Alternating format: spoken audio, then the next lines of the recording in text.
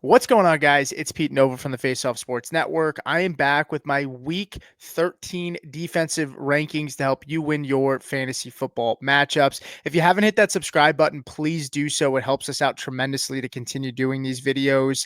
But without further ado, let's just jump right into it. My tier one is going to start with the Denver Broncos as my first defense. They're at home versus Cleveland. We love home teams with low point totals. Then we have the Houston Texans going up against the Jacksonville Jaguars.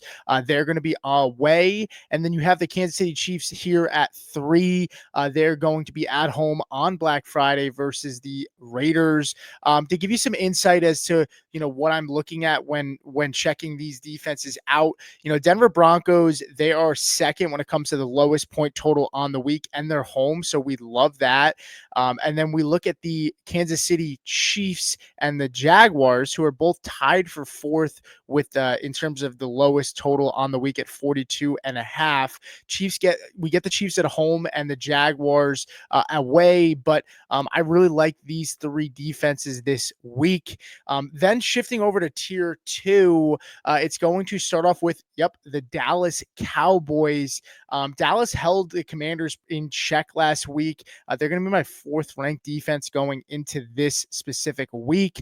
And they're going to be facing the New York Giants and Tommy Cutlets.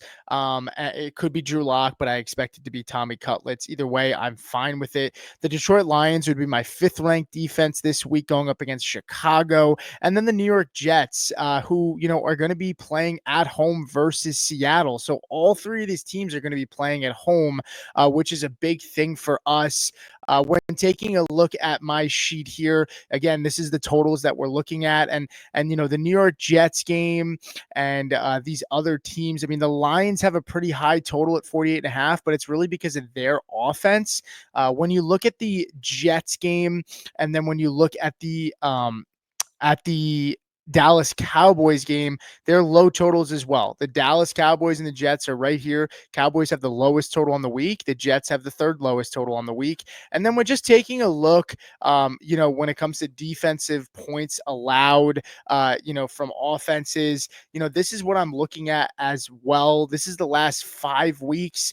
Giants are third when it comes to points allowed. They're giving up 12 sacks, so 3 sacks a game. These are just some things that I like to look at, but just giving you guys a little bit of insight as to why I pick some of these defenses specifically, and just kind of how I go into my thought process on top of the EPA, which if you've watched the defensive streamers videos, you kind of have an idea as to what I'm looking at when picking and selecting the defenses that I have selected.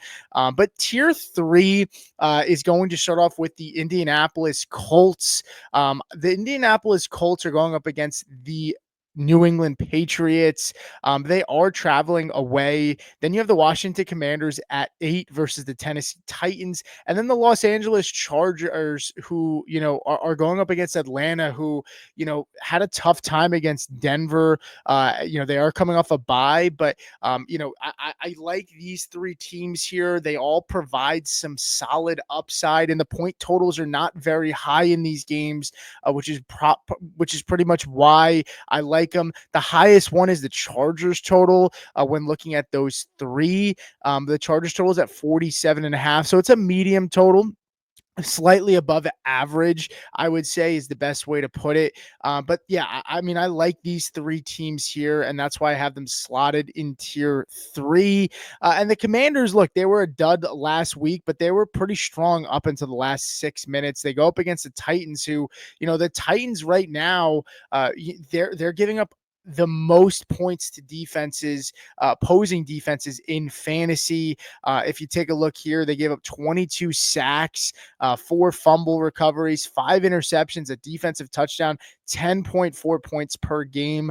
That's a really high, and that's over 5 games. So that's not a 4-game sample size like some of these other teams that had buys. I like to look at the last 5 weeks, but this isn't a 5-game sample size, 10.4 points. They're giving up a lot of points consistently.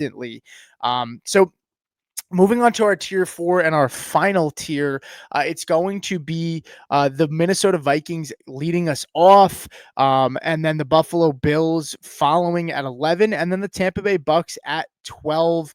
These are some solid defenses. At least the Minnesota Vikings and the Bills are really good, and then the Bucks just have a good matchup against Carolina, though they did just lose their starting safety.